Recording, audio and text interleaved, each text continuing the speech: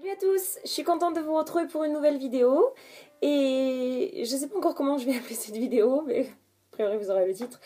C'est une vidéo qui va être dédiée à mes trucs et astuces mais particulièrement pour le voyage. Si vous avez envie de connaître mes astuces pour être fraîche à l'arrivée d'un long courrier, restez connectés. À de suite. Je me suis fait une petite liste sur mon iPhone parce que je me suis dit je vais me concentrer sur 10 choses. J'ai essayé de les faire de manière chronologique. La première des choses, c'est une semaine avant votre voyage, essayez de ne plus du tout ajouter de sel dans votre alimentation. Parce que le sel fait de la rétention d'eau et que vous allez malheureusement, avec le voyage, gonfler, faire de la rétention d'eau. Également, par jour, le matin, le soir, la journée, ça j'ai jamais trop calculé, mais vous pouvez prendre un aspégique nourrisson. L'aspégique a pour but de fluidifier le sang, donc si vous avez le sang plus fluide, si vous drainez plus vite, vous allez donc de ce fait moins gonfler, avoir les jambes moins lourdes et donc se sentir mieux. Je ne sais pas si vous avez déjà fait attention, mais souvent des fois quand on voyage, soit les chaussures, les bagues, les bracelets, on sent que ça serre. Ben, pourquoi? Parce qu'on gonfle.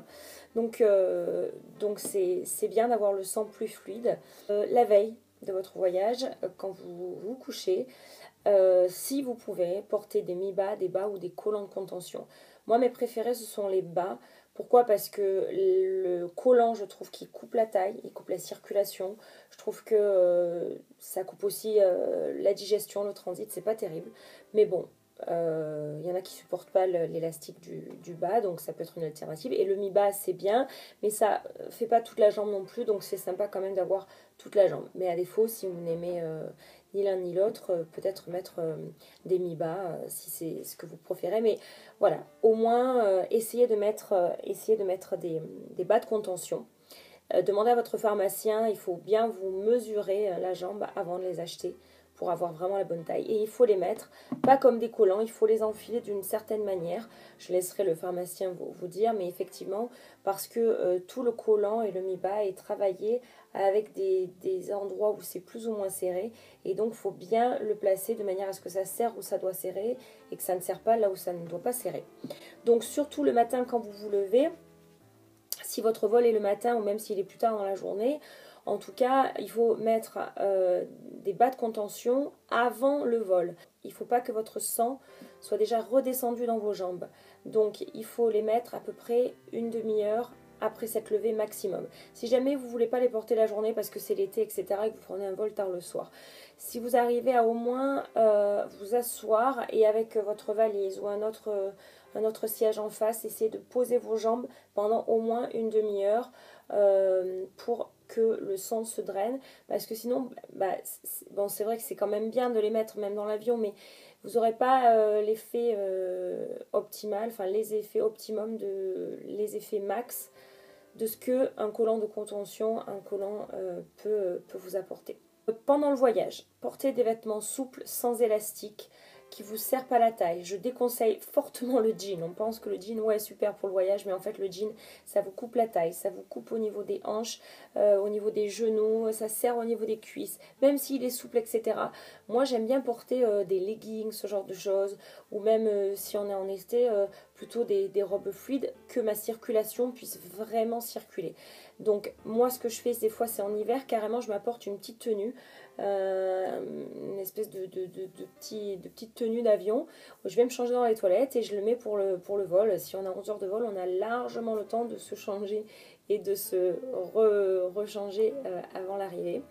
Donc ça, c'est tout ce que je fais au niveau du corps. Ensuite, au niveau du visage, la peau, on prend un coup, le dessèchement, la déshydratation, ça c'est inévitable. Moi, ce que je conseille, c'est le matin même, voire la veille et le matin, ou la veille et ou le matin, de faire un masque hydratant. Mettre une crème extrêmement hydratante. Si vous avez la peau grasse, peut-être pas extrêmement, mais bien hydratante. Moi, je sais qu'en tout cas, wow, ça tiraille. Moi, ce que j'aime bien faire aussi, c'est me démaquiller. C'est-à-dire prendre des lingettes, des petits cotons avec une eau micellaire. J'aime bien les lingettes et la lotion micellaire. Et ensuite, je mets une crème hydratante que je mets à peu près à raison de 2 fois pour un vol, on va dire une fois toutes les 4 heures, je vais repasser une lingette, un coton avec de l'eau micellaire, avec de la lotion et je vais me remettre de la crème. Ça permet à ce que la peau ne soit pas trop desséchée en arrivant. Au niveau des yeux, on a effectivement donc les yeux plus secs souvent, surtout si vous portez des lentilles. Moi je les enlève, mes lentilles, et je mets mes lunettes. Et vous pouvez mettre des gouttes. Alors, si vous portez des lentilles, j'ai la solution. Ça s'appelle Civigel et c'est super parce que c'est encore plus que de l'eau. C'est un tout petit gel très hydratant, vraiment très très aqueux.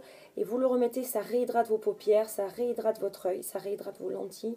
C'est super pour un long vol si vous n'avez pas l'occasion de pouvoir vous laver les mains, d'enlever vos lentilles et d'avoir les petits godets avec le liquide.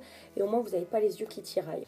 Pour se redonner un petit coup de frais également, des sprays rafraîchissants, par exemple la bouffée d'air frais de chez Lush qui est super. Vous avez vraiment l'impression d'avoir une bouffée d'air frais.